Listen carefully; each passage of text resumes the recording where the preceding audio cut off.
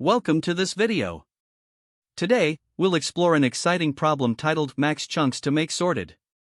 We'll walk through the problem statement, break it down step by step, and discuss some possible approaches to solve it. Let's dive in. In this problem, you are given an array called ARR, which contains integers from 0 to n1 in some order. The goal is to determine the maximum number of chunks, or subarrays, you can split this array into. The key requirement is that, after sorting each chunk individually and then concatenating all the sorted chunks together, the resulting array should be in ascending order. The input to the problem is the array ARR, which has a length n, where n can range from 0 to 10,000. The elements in the array are unique and always fall within the range 0 to n1. The output will be a single integer representing the maximum number of chunks that satisfy these conditions. To better understand this, let's explore a few examples. The first example has the input ARR equals 4, 3, 2, 1, 0. Here, the output is 1. This is because all the elements in the array are out of order. No matter how you try to split the array, you'll find that you need to sort the entire array as a single chunk to get it in ascending order. Thus, the array cannot be split into smaller chunks, so the maximum number of chunks is just 1. Now, let's consider a different example with more flexibility. Suppose the input is ARR equals 1, 0, 2, 3, 4. Here, the output is 4. Why? Let's break it down. In the second example, the array ARR equals 1, 0, 2, 3, 4 can be split into multiple chunks. The first chunk is 1, 0, which, when sorted, becomes 0, 1. The second chunk is 2, and since it's already sorted, it remains as is. Similarly, the third chunk is 3, and the fourth chunk is 4. When we concatenate these sorted chunks in the same order, the resulting array is 0, 1, 2, 3, 4, which is sorted in ascending order. Therefore, the maximum number of chunks here is 4. Now, let's examine what happens in a simpler scenario where the array is already sorted. For the third example, the input is ARR equals 0, 1, 2, 3, 4. Since the array is already sorted, each individual element can form its own chunk. The chunks are 0, 1, 2, 3, and 4. Sorting each chunk doesn't change anything, and concatenating them results in the same array 0, 1, 2, 3, 4. Thus, the maximum number of chunks is 5, which is equal to the length of the array. Now that we've seen some examples, let's look at the constraints and edge cases to keep in mind when solving this problem. This problem has a few constraints and edge cases to consider.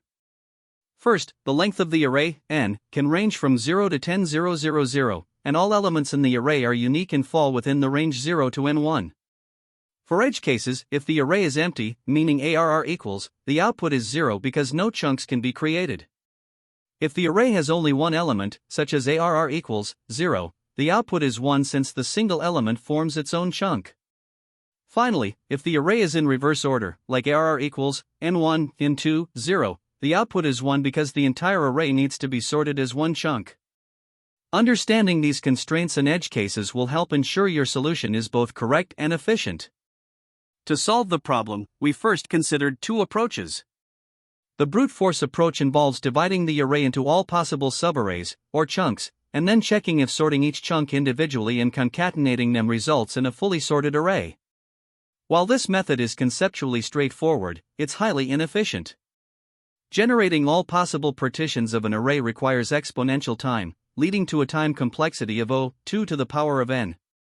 This makes the approach infeasible for larger inputs and was therefore not chosen.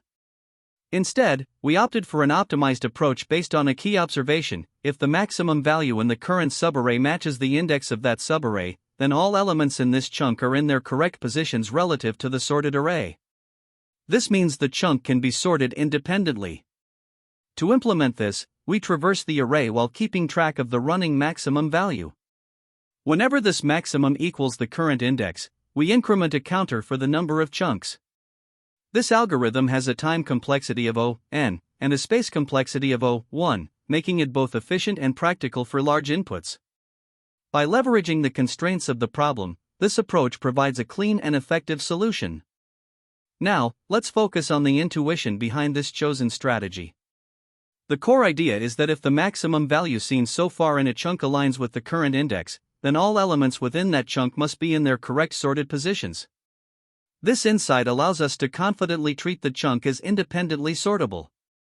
For instance, consider the array 4, 3, 2, 1, 0.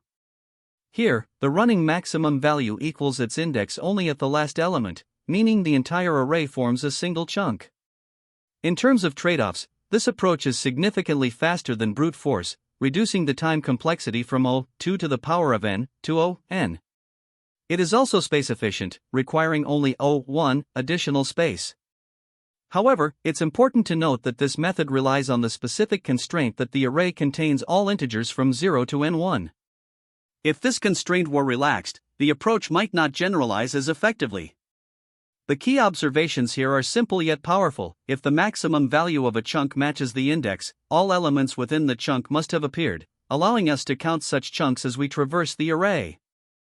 This solution is optimal for a number of reasons. With a time complexity of O(n), it scales efficiently even for very large inputs. The space complexity is minimal at O(1), and the logic is both intuitive and directly tailored to the constraints of the problem. By leveraging the alignment between the maximum value and the current index, we streamline the process of identifying sortable chunks. In conclusion, this approach effectively balances simplicity and efficiency. It takes full advantage of the problem's conditions to provide a solution that is both time and space optimal. By reducing the problem to counting chunks based on the maximum value, we achieve a clean and elegant resolution to the challenge. To solve this problem, we aim to determine if an array can be divided into one or more contiguous subarrays, such that sorting each subarray individually and then concatenating those sorted subarrays results in the original array being sorted in non-decreasing order. The first step is to generate all possible partitions of the array. The goal here is to enumerate every potential way to divide the array into contiguous subarrays, which can be achieved through recursion or backtracking. For an array of length n, there are two n1 partitions, as each gap between elements can either have a divider or not. For example, given the array 1, 3, 2, 4, some possible partitions include keeping the array as a single chunk like 1, 3, 2, 4, splitting it at different points such as 1, 3, 2, 4, or 1, 3, 2, 4, or dividing it into individual elements like 1, 3, 2, 4. Once the partitions are generated, the next step is to systematically verify each one to see if it meets the criteria. Now, to check if a partition is valid, we iterate over each partition, sort each subarray within it, and then concatenate the sorted subarrays to form a single array. After forming this array, we verify if it is sorted in non-decreasing order.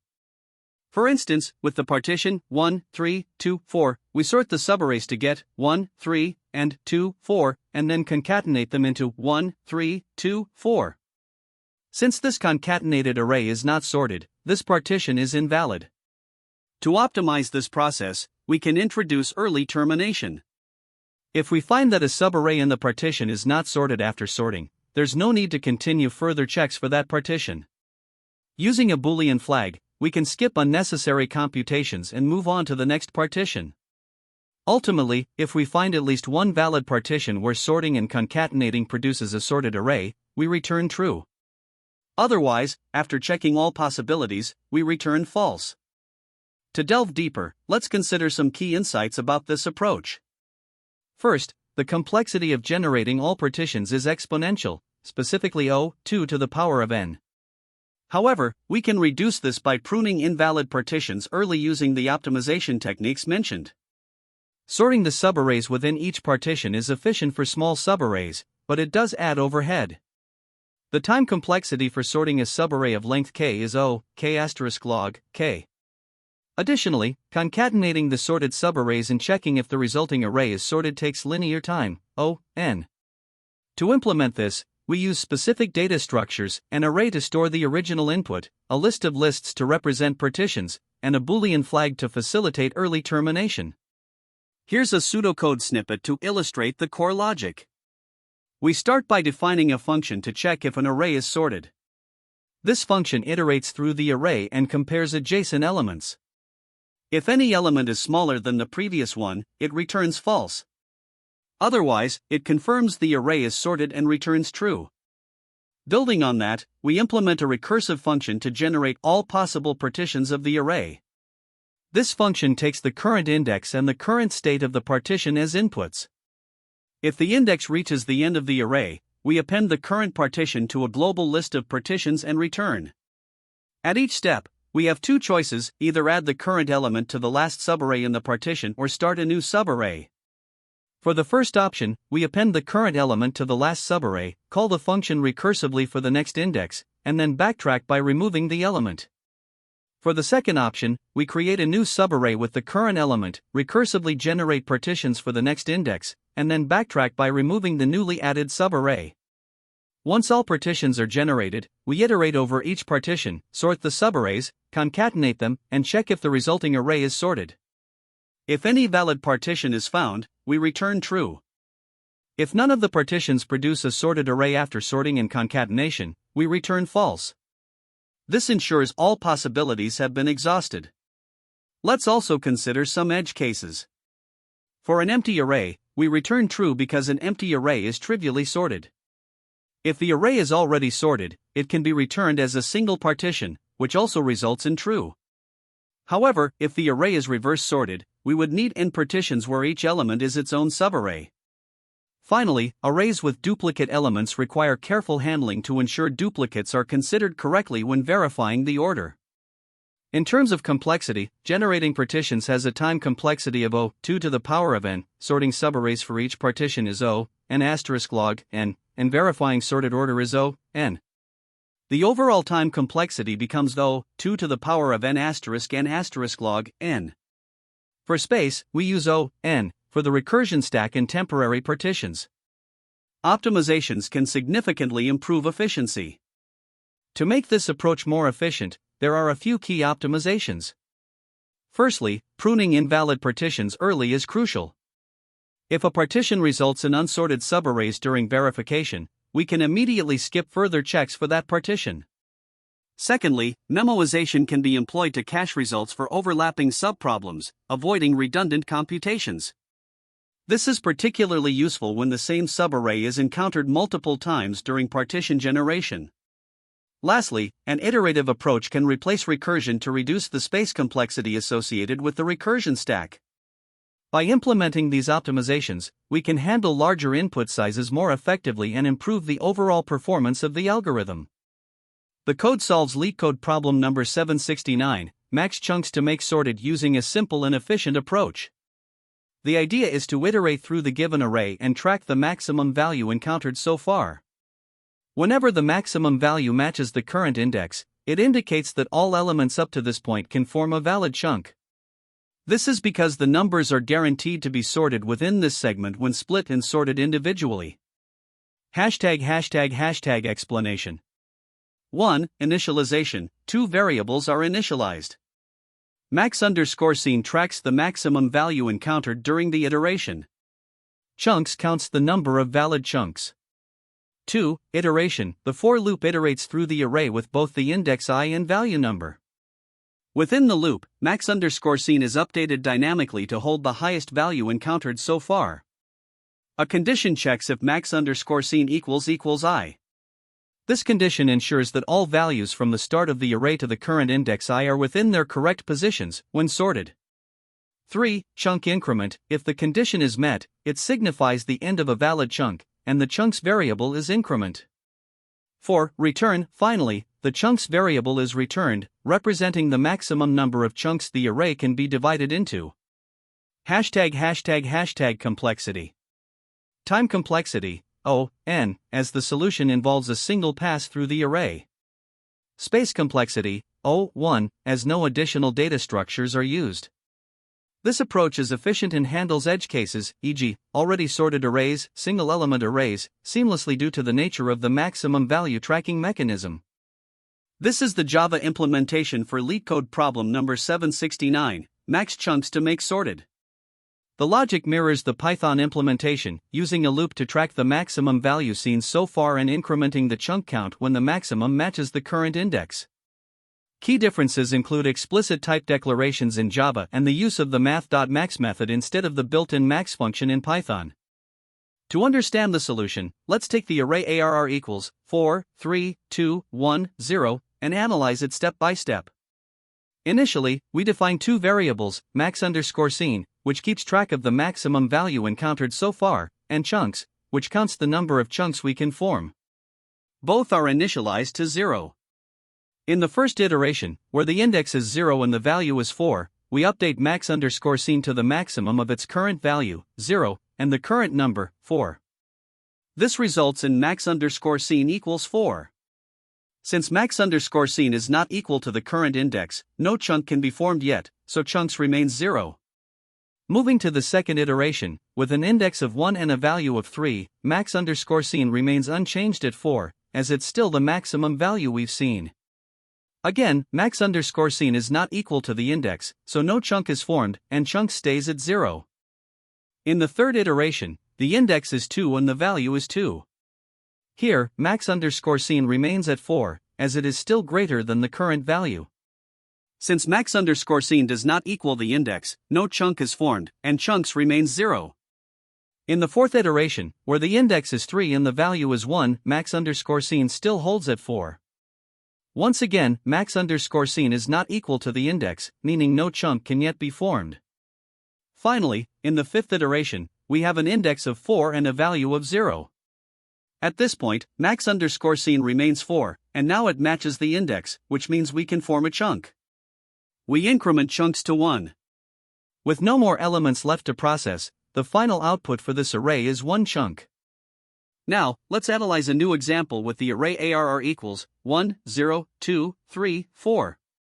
Initially, we set max_scene to 0 and chunks to 0. In the first iteration, the index is 0 and the value is 1. We update max_scene to 1, as it is the maximum of 0 and 1. Since max_scene does not equal the index, no chunk can be formed, so chunks remains 0. In the second iteration, with an index of 1 and a value of 0, max_scene stays at 1. Now, max_scene equals the index, which means we can form a chunk. We increment chunks to 1. At this stage, we have processed 2 elements and formed 1 chunk. Continuing with the array, in the third iteration, the index is 2 and the value is 2. We update max_scene to 2, as it is the maximum of its current value, 1, and the current number, 2. Since max_scene equals the index, we can form another chunk. We increment chunks to 2. In the fourth iteration, the index is 3 and the value is 3. Here, max_scene becomes 3, and it matches the index. This allows us to form a third chunk, bringing chunks to 3. Finally, in the fifth iteration, with an index of 4 and a value of 4, we update max_scene to 4. As max_scene equals the index, we form another chunk, bringing the total to 4. The array is now fully processed, and the output for this example is 4 chunks. Let's look at another example, where ARR equals 0, 2, 1, 3, 4. Once again, we initialize max_scene to 0 and chunks to 0. In the first iteration, the index is 0 and the value is 0. We update max_scene to 0, which is the maximum of its current value and the current number. Since max_scene equals the index, we can form a chunk. We increment chunks to 1. In the second iteration, with an index of 1 and a value of 2, we update max_scene to 2, as it is the maximum of 0 and 2.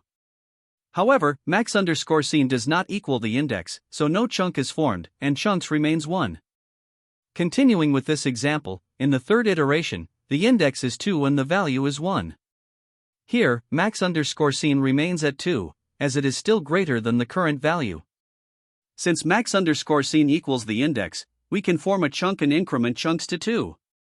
In the fourth iteration, the index is 3 and the value is 3.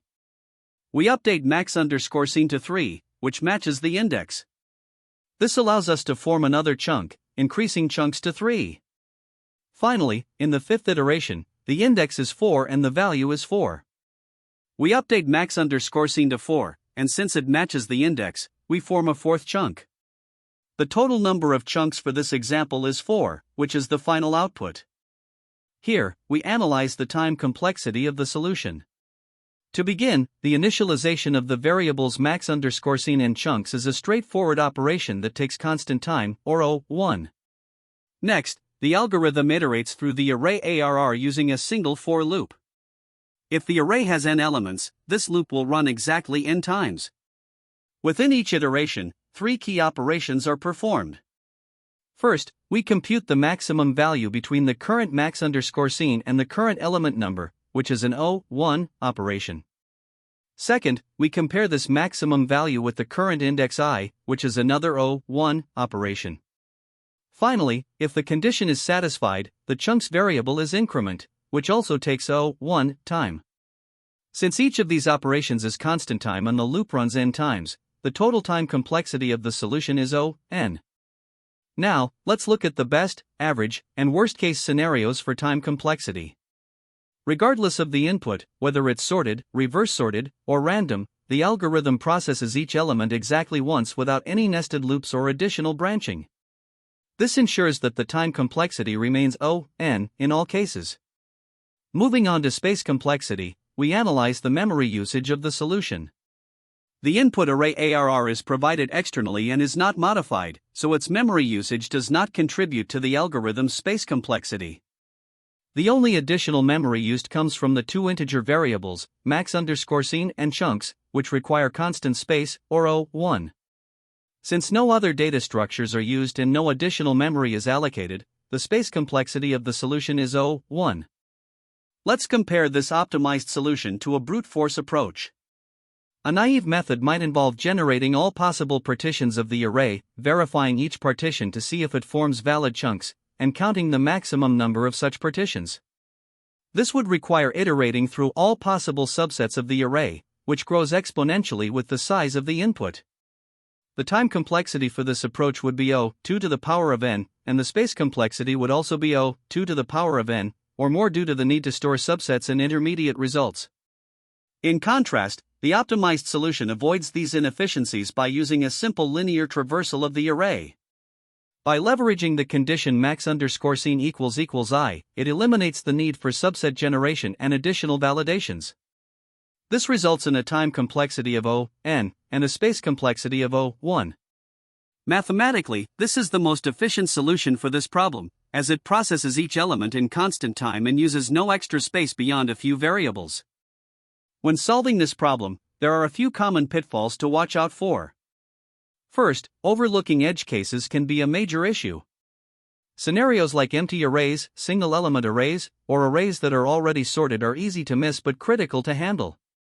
If these cases aren't accounted for, your solution might produce incorrect results or even crash during runtime. Another mistake is misunderstanding the problem statement itself. For instance, misinterpreting whether subarrays need to be contiguous or whether certain constraints are relaxed can lead to implementing an entirely incorrect approach, which wastes valuable time. Inefficient subarray generation is another misstep, as brute force methods that generate all possible subarrays can quickly escalate the complexity to O2 to the power of n, which is impractical for larger inputs. Finally, ignoring sorting stability when merging chunks can create unexpected behavior, such as producing a partially sorted array. Each of these mistakes highlights the importance of careful reading, planning, and validation to ensure your solution is both correct and efficient. Another frequent issue is incorrect chunk validation. It's tempting to assume that any arbitrary way of splitting the array into chunks will work, but that isn't true. The key is ensuring that concatenating the sorted chunks results in a globally sorted array. Without proper validation, your solution will fail for cases where the splits disrupt the order. To succeed in interviews, focus on recognizing patterns in the problem, such as identifying natural boundaries like peaks or points where the ordering breaks that allow for valid partitions. Strive for an optimal O(n) solution by leveraging the properties of sorted arrays, such as keeping track of a running maximum value and using it to decide where to partition. While brute force may seem easier at first, it's important to demonstrate your understanding of scalability by implementing and discussing optimized approaches. Also, don't forget to clarify assumptions with your interviewer, like whether subarrays must be contiguous or whether there are specific constraints on input size. Finally, walking through small examples step by step can help you catch edge cases early and provide a clear explanation of your solution. This problem is closely related to several others on LeetCode that share similar concepts. For example, LeetCode 769, which is the problem we're discussing, focuses on partitioning an array into chunks where each chunk, when sorted, results in a fully sorted array.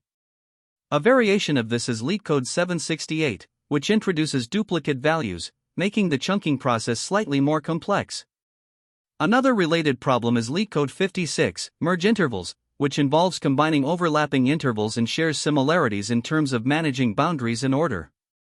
Lastly, LeetCode 915, partition array into disjoint intervals, is about dividing the array into two parts such that every element in the left partition is less than or equal to every element in the right. While these problems differ in specifics, they all involve strategic partitioning, making them excellent practice for refining your ability to think critically about boundaries and order. There are several approaches to solving this problem, each with its own trade-offs.